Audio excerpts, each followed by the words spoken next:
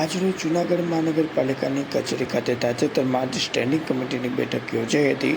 આ બેઠકમાં 15 કરોડ ઉપરાંતના વધુ વિકાસ કાર્યોના કામો માટે થઈ અને વિકાસ કાર્યો માટે થઈ અને આજે સ્ટેન્ડિંગ કમિટીમાં ઠરાવ પસાર કરવામાં આવ્યા હતા અને આજે સ્ટેન્ડિંગ કમિટીમાં અનેક વિકાસ કાર્યોને મંજૂર કરવામાં આવ્યા હતા। આ અંગે વધુમાં પલ્લવીબેન ઠાકરે મીડિયા સમક્ષ માહિતી આપતા જણાવવામાં આવ્યું હતું કે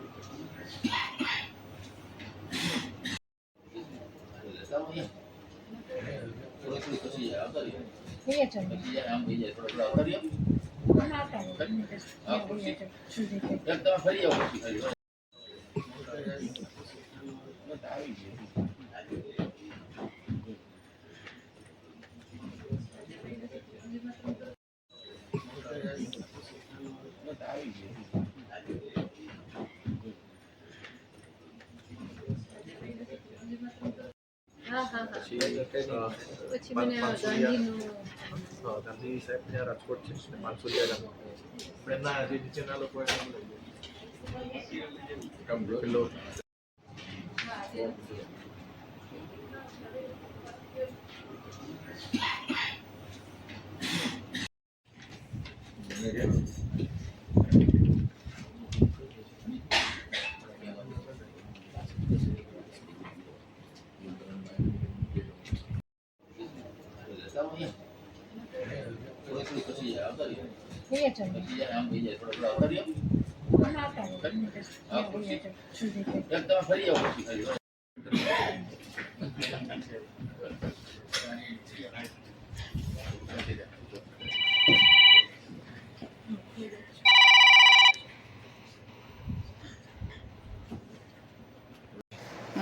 પલ્લવી ઠાકર, હું સ્ટેન્ડિંગ કમિટીની ચેરપર્સન છું।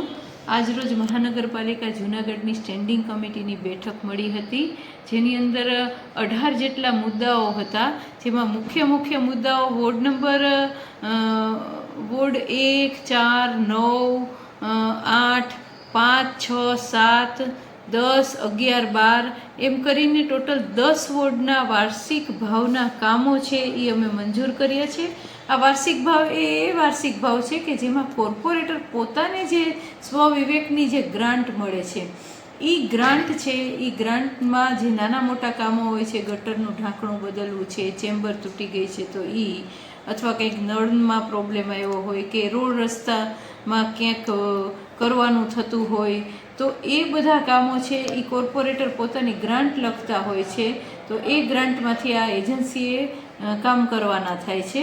તો એ બધા કામો કે જે હમણાં વચ્ચે 7 મહિના તો કમિશનરની સત્તા હતી અને એ પછી અમે ચૂંટાઈને આવ્યા, તો આ વાર્ષિક ભાવના કામમાંથી આ કામો થતા હોય છે, તો એ વાર્ષિક ભાવના 10 વોર્ડના કામો છે અમે મંજૂર કર્યા છે।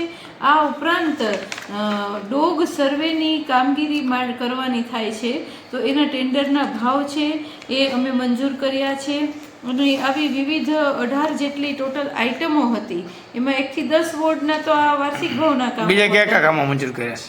અત્યારે તો 1 થી મેઇન મુખ્ય કામ છે 1 થી 10 વોર્ડના વાર્ષિક ભાવના કામો અને ડોગ સર્વેની કામગીરી છે તો અને બાકી એમના બર્થ કંટ્રોલની કામગીરીની પણ ટેન્ડર શરતો, જે કે ડોગનું સ્ટરીલાઇઝેશન થાય છે તો એના ટેન્ડરની શરતો પણ અમે મંજૂર કરી છે। એટલે કુલ મળીને ટોટલ 18 આઇટમ હતી, એમાંથી 10 આઇટમ તો વોર્ડ 10 વોર્ડના જે વાર્ષિક ભાવના કામો છે એ મંજૂર કર્યા છે અને એ રીતે અમે સ્ટેન્ડિંગ કમિટીમાં સર્વાનુમતે આ કામો છે એ મંજૂર કર્યા છે। કેટલા ઠરાવો આવવાનો છે, શું કહેશો? જૂનાગઢના રોડના કામોના ટેન્ડર પણ ખુલી ગયા છે।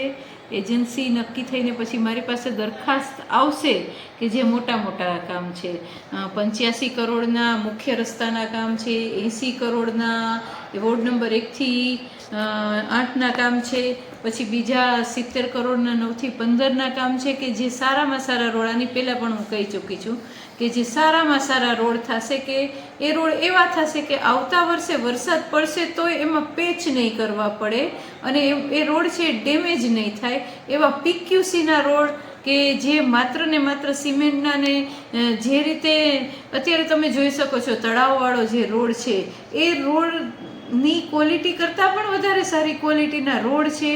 એ અમે આગામી દિવસોમાં મારી પાસે દરખાસ્ત આવશે એટલે આગામી સ્ટેન્ડિંગમાં અમે મંજૂર કરીશું.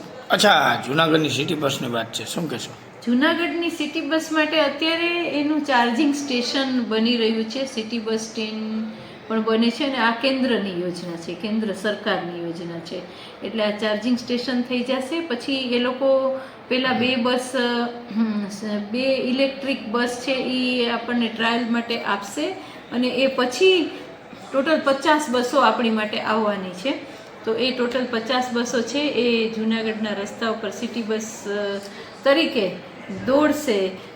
એટલે એ સિટી બસનું લગભગ મને એવું લાગે છે કે માર્ચ એપ્રિલની અંદર અમે આ બધું કામગીરી પૂર્ણ કરીને સિટી બસ શહેરીજનોની સુવિધા માટે અમે મૂકશું.